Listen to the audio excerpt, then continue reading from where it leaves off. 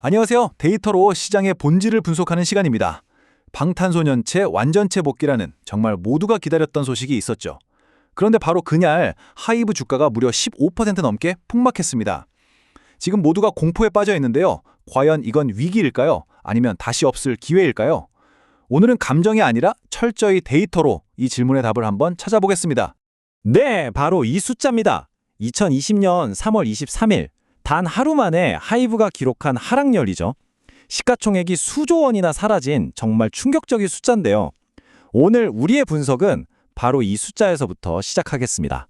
네, 이 복잡한 상황을 제대로 진단하기 위해서 저희가 차트 분석부터 시작해서 수급, 그리고 기업의 본질 가치, 심지어 AI 예측 모델까지 총동원했습니다. 그리고 이 모든 분석을 바탕으로 가장 현실적인 리스크와 기회 시나리오까지 모두 제시해 드릴 테니까요. 끝까지 함께해 주시죠. 좋습니다. 그럼 바로 본론으로 들어가 보죠.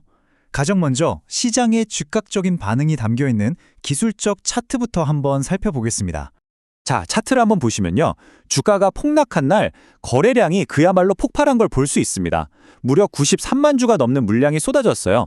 쉽게 말하면 누군가가 던진 이 대규모 물량을 공포에 질린 개인 투자자들이 떠안은 형국이거든요. 이건 이 가격대에 물린 사람이 아주 많아졌다는 뜻이고 이분들은 주가가 조금만 올라도 본전이다 하면서 매물을 던지게 될 겁니다. 이게 바로 주가 반등을 가로막는 아주 강력한 저항선으로 작용하게 되는 거죠. 잠시만요. 그럼 그 말씀은 지금 이 상황이 이제 바닥이니까 사야 한다는 매수 신호라는 건가요? 아니면 아직 더 떨어질 수 있으니 조심해라는 경고등으로 봐야 하나요? 사실 투자자 입장에선 그게 제일 궁금하거든요. 아주 좋은 질문입니다. 바로 그 답을 찾기 위해서 차트 너머를 봐야 합니다. 이 거래에 참여한 주체들이 도대체 누구인지, 즉 수급을 들여다봐야 하는 거죠. 과연 누가 이렇게 공격적으로 주식을 팔아치웠을까요? 데이터를 보면 범인이 보입니다. 공매도 비중이 13%까지 치솟았죠. 이건 주가 하락에 베팅하는 세력, 그러니까 주로 외국계 헤지펀드들이 아주 공격적으로 주식을 빌려서 팔았다는 뜻입니다. 그런데요, 역설적이게도 주가가 너무 빨리 그리고 너무 많이 떨어지면서 이들 이미 목표 수익을 달성했을 가능성이 큽니다. 그럼 이제 어떻게 해야 할까요? 빌린 주식을 갚기 위해 다시 사들여야 하겠죠. 이거 우리가 쇼커버링이라고 부르는데 이 매수세가 유입되면 주가가 더 이상 떨어지지 않게 막아주는 든든한 방어막 역할을 해줄 수도 있습니다. 그렇군요. 수급은 어떻게 보면 단기적인 움직임일 수 있으니 조금 더 근본적인 질문을 드려보겠습니다. 시장이 우려하는 것처럼 하이브라는 기업 자체에 혹시 무슨 문제가 생긴 건 아닐까요? 아니면 이건 그냥 단순한 시장의 과민 반응, 일종의 소음일까요? 네, 핵심을 정확히 짚어주셨습니다. 실적을 한번 뜯어보죠. 매출, 그러니까 회사의 덩치는 26% 넘게 성장했습니다. 그런데 영업이익이 62%나 급감했죠? 시장은 바로 이 숫자를 보고 공포를 느낀 겁니다. 하지만 그 내용을 자세히 들여다보면요. 이건 신규 레이블을 인수하거나 위버스 인프라를 고도화하는 등 미래를 위한 일회성 선행 투자 비용의 성격이 아주 강합니다. 즉, 사업이 망가진 게 아니라 미래의 더 큰 수익을 위해 씨앗을 뿌리는 과정이라고 봐야 한다는 거죠. 이런 상황은 경쟁사들과 비교해보면 더 명확해집니다.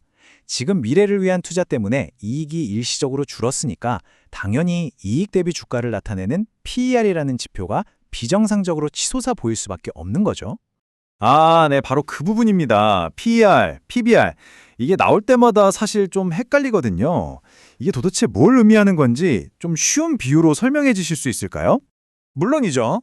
PER은 내가 투자한 돈을 회수하는 데 걸리는 시간이라고 생각하시면 아주 쉽습니다. 이 회사가 버는 돈으로 내 투자 원금을 전부 돌려받는데 몇 년이 걸리는지 보여주는 거죠. 당연히 이 숫자가 낮을수록 좋겠죠?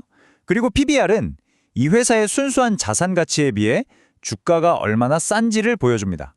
만약 PBR이 1보다 낮다면 이 회사의 모든 자산을 다 팔고 빚을 갚아도 남는 돈보다 지금 주가가 더 싸다는 뜻이에요.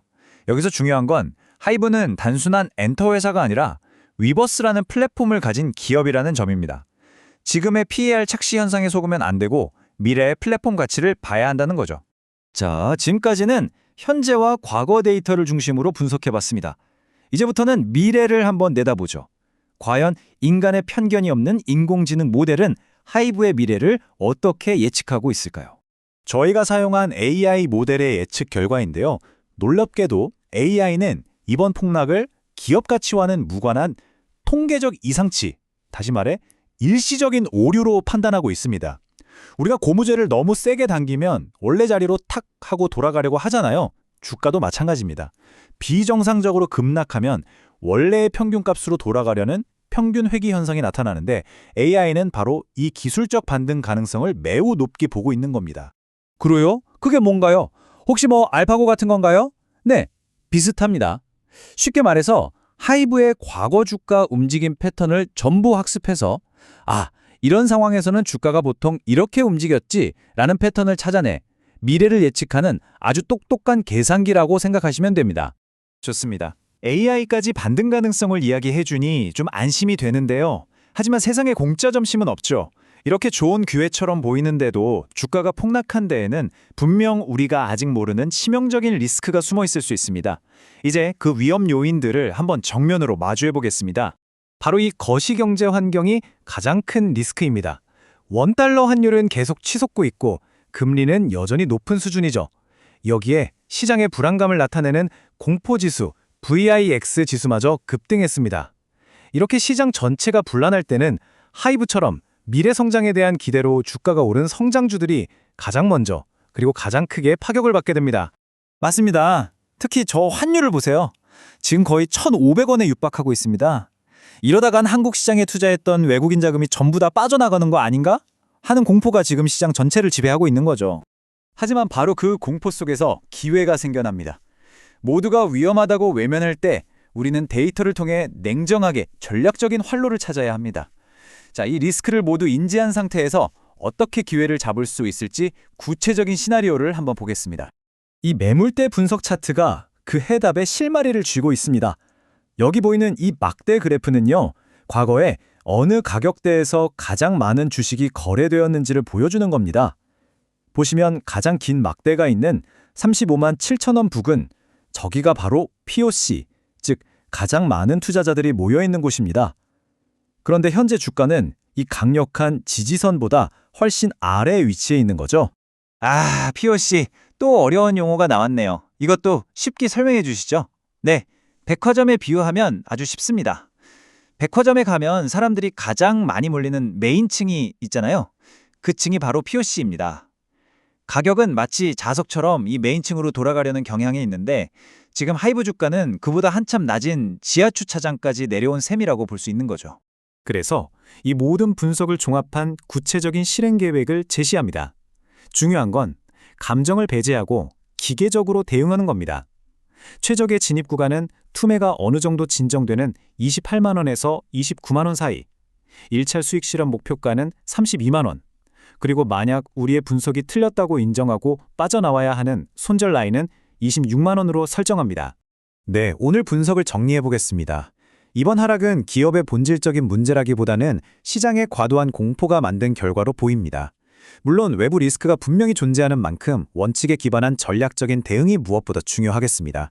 오늘 분석에 기반이 된 더 상세한 데이터 리포트 원문은 저희 네이버 블로그에서 직접 확인하실 수 있습니다. 오늘 내용이 도움이 되셨다면 구독과 좋아요도 잊지 마시고요. 저희의 분석이 여러분의 냉정한 투자 결정에 조금이나마 도움이 되기를 바랍니다. 하지만 궁극적인 판단과 그에 따른 책임은 언제나 투자자 본인의 몫이라는 점 꼭 기억해 주십시오. 지금까지 시청해 주셔서 감사합니다.